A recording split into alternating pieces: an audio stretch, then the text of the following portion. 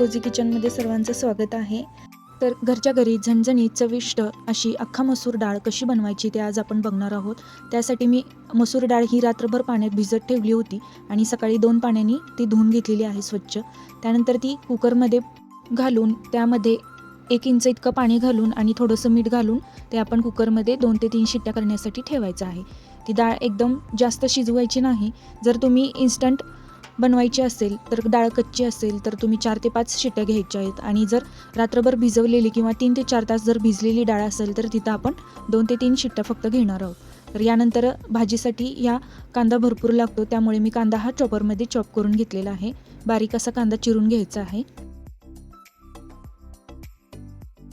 असा हा बारीक कांदा चॉप करून घेतलेला आहे चॉपरमध्ये।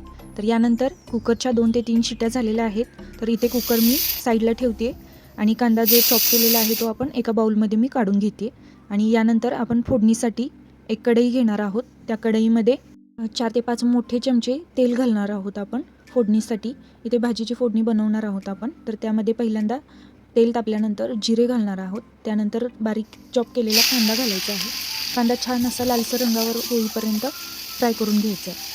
एकदम छान असं लाल असं भाजायचं आहे। त्यामध्ये कांदा भाजण्यासाठी थोडंसं मीठ घातलेलं आहे, त्यामुळे कांदा आपला लवकर भाजेल।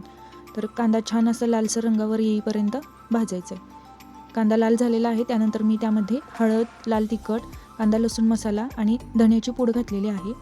सगळा मसाला तेलामध्ये छान परतून घ्यायचा आहे। छान भाजून झाल्यानंतर त्यात थोडंसं गरम पाणी घालायचं आणि मसाला शिजून द्यायचा आहे। कांदा लसूण मसाला हा फेमस कोल्हापुरी मसाला असतो, त्यामुळे तिकडे कोल्हापूर भागात भरपूर वापरला जातो मिसळसाठी आणि भरपूर कोल्हापुरी भाज्या व्हेज मिक्स वगैरे यासाठी वापरला जातो। तर आपण हा कांदा लसूण मसाला इथे वापरलेला आहे। त्यानंतर शिजलेली आपली डाळ घातलेली आहे कुकरमध्ये, ती थोडीशी मिक्स करून घ्यायची आहे। पळीच्या साहाय्याने चांगलं हलवून घ्यायचं आहे, एकसारखं हलवत राहायचं आहे। त्यामुळे आपली भाजी ही छान अशी दाटसर बनते आणि पळीच्या साहाय्याने थोडंसं स्मॅश करत करत मिक्स करायचं आहे। त्यामुळे भाजीला एकदम छान असं टेक्स्चर येतं आणि कलर पण छान येतो। तर इथे आपली भाजी शिजण्यासाठी थोडंसं अजून पाणी घातलेलं आहे मी आणि छान असं डाळ त्यातली शिजून द्यायची। डाळ जेवढी चांगली शिजेल तेवढा भाजीला टेक्स्चर आणि रंग छान येतो। त्यानंतर वाटण बनवायचं आहे। वरून आपल्याला लसणाची फोडणी द्यायची आहे, त्यामुळे इथे मी खलबत्त्यामध्ये थोडासा लसूण घातलेला आहे आणि एक हिरवी मिरची घातलेली आहे। चांगली ठेचून घेते आहे, जाडसर अशी ठेचून घ्यायची या पद्धतीने। इथे मी तडका देण्यासाठी एक छोट्याशा पॅनमध्ये तूप घालते। तुपामध्ये ही फोडणी बनवणार आहोत आपण, त्यामुळे ही एकदम छान खमंग लागते। तर तूप गरम झाल्यानंतर तो वाटलेला लसूण आणि मिरची यामध्ये घालणार आहोत। वरून हिंग घातलेला आहे, लाल तिखट घातलेला आहे।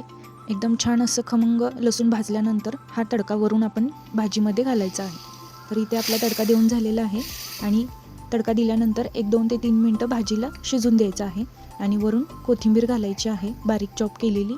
आणि इथे आपली अख्खा मसूर भाजी ढाबा स्टाईल एकदम खमंग चविष्ट अशी तयार आहे। तर ती भातासोबत सर्व करूया। तयार आहे आपली झणझणीत अशी ढाबा स्टाईल अख्खा मसूर।